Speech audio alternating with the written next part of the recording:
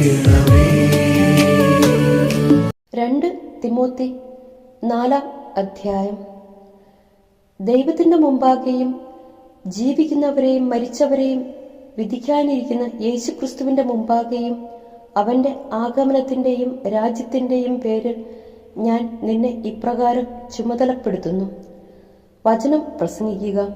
സാഹചര്യങ്ങൾ അനുകൂലമാണെങ്കിലും അല്ലെങ്കിലും ജാഗരൂകതയോടെ വർത്തിക്കുക. മറ്റുള്ളവരിൽ ബോധ്യം ജനിപ്പിക്കുകയും അവരെ ശാസിക്കുകയും ഉത്ബോധിപ്പിക്കുകയും ചെയ്യുക. ക്ഷമ കൈവിടാതിരിക്കുകയും പ്രബോധനത്തിൽ ശ്രവിക്കുകയും ചെയ്യുക. ജനങ്ങൾ ഉത്തമമായ പ്രബോധനത്തിൽ സഹിഷ്ണുത കാണിക്കാത്ത കാലം വരുന്നു. കേൾവിക്ക് ഇമ്പമുള്ളവയിൽ ആവേശം കൊള്ളുകയാൽ അവർ തങ്ങളുടെ അഭിരുചിക്ക് ചേർന്ന പ്രബോധകരെ വിളിച്ചുകൂട്ടും. അവർ സത്യത്തിനു നേരെ ചെവിയടച്ച് കെട്ടുകഥകളിലേക്ക് ശ്രദ്ധ തിരിക്കും. നീയാകട്ടെ എല്ലാ കാര്യങ്ങളിലും സമചിത്തത പാലിക്കുക. കഷ്ടതകൾ സഹിക്കുകയും സുവിശേഷകന്റെ ജോലി ചെയ്യുകയും നിന്റെ ശുശ്രൂഷ നിർവഹിക്കുകയും ചെയ്യുക. നീതിയുടെ കിരീടം. ഞാൻ ബലിയായി അർപ്പിക്കപ്പെടേണ്ട സമയം ആസന്നമായിരിക്കുന്നു. എൻ്റെ വേർപാടിൻ്റെ സമയം സമാഗതമായി. ഞാൻ നന്നായി പൊരുതി എൻ്റെ ഓട്ടം പൂർത്തിയാക്കി വിശ്വാസം കാത്തു. എനിക്കായി നീതിയുടെ കിരീടം ഒരുക്കിയിരിക്കുന്നു. നീതിപൂർവം വിധിക്കുന്ന കർത്താവ് ആ ദിവസം അത് എനിക്ക് സമ്മാനിക്കും. എനിക്ക് മാത്രമല്ല, അവൻ്റെ ആഗമനത്തെ സ്നേഹപൂർവം ഉറ്റുനോക്കിക്കൊണ്ടിരിക്കുന്ന എല്ലാവർക്കും. നിർദ്ദേശങ്ങൾ. എൻ്റെ അടുത്ത് വേഗം എത്തിച്ചേരാൻ ഉത്സാഹിക്കുക.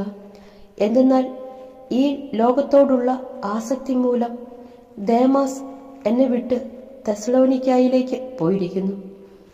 ക്രസ്കസ് ഗലാത്തിയായിലേക്കും തീത്തോസ് ദൽമാത്തിയായിലേക്കും പോയി കഴിഞ്ഞു. ലൂക്ക മാത്രമേ എന്നോടുകൂടെയുള്ളൂ. മർക്കോസിനെ കൂടി നീ കൂട്ടിക്കൊണ്ടുവരണം. ശുശ്രൂഷയിൽ അവൻ എനിക്ക് വളരെ പ്രയോജനപ്പെടും. തിക്കിക്കോസിനെ ഞാൻ എഫെസോസിലേക്ക് അയച്ചിരിക്കുകയാണ്. നീ വരുമ്പോൾ ഞാൻ ത്രോവാസിൽ കാർപ്പോസിന്റെ പക്കൽ ഏൽപ്പിച്ചിട്ട് പോന്ന എൻ്റെ പുറങ്കുപ്പായവും പുസ്തകങ്ങളും പ്രത്യേകിച്ച് തുകൽ ചുരുളുകളും കൊണ്ടുപോരണം. ചെമ്പുപണിക്കാരനായ അലക്സാണ്ടർ എനിക്ക് വലിയ ദ്രോഹം ചെയ്തു. കർത്താവ് അവൻ്റെ പ്രവൃത്തികൾക്ക് പ്രതിഫലം നൽകും. നീയും അവനെക്കുറിച്ച് കരുതലോടെയിരിക്കണം.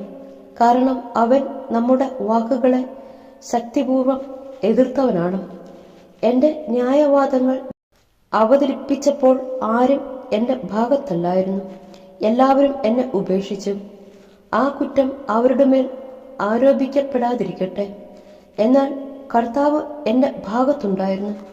എല്ലാ വിജാതീയരും കേൾക്കത്തക്ക വിധം വചനം പൂർണ്ണമായി പ്രഖ്യാപിക്കുന്നതിനു വേണ്ട ശക്തി അവിടുന്ന് എനിക്ക് നൽകി.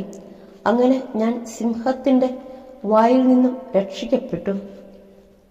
കർത്താവ് എല്ലാ തിന്മകളിൽ നിന്ന് എന്നെ മോചിപ്പിച്ച് തൻ്റെ സ്വർഗരാജ്യത്തിലേക്കായി എന്നെ കാത്തുകൊള്ളും.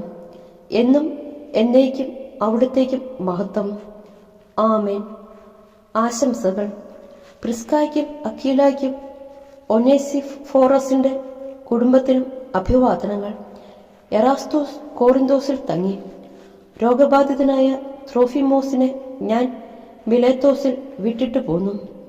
മഞ്ഞുകാലത്തിന് മുമ്പ് തന്നെ ഇവിടെ എത്താൻ നീ ശ്രമിക്കുക. എവുബുളോസും പൂതൻസും ലീനൂസും ക്ലൗദിയായും മറ്റെല്ലാ സഹോദരന്മാരും നിനക്ക് അഭിവാദനങ്ങൾ അർപ്പിക്കുന്നു. കർത്താവ് നിന്റെ ആത്മാവോടുകൂടെ ഉണ്ടായിരിക്കട്ടെ. ദൈവത്തിൻ്റെ കൃപ നിങ്ങളോടുകൂടെ.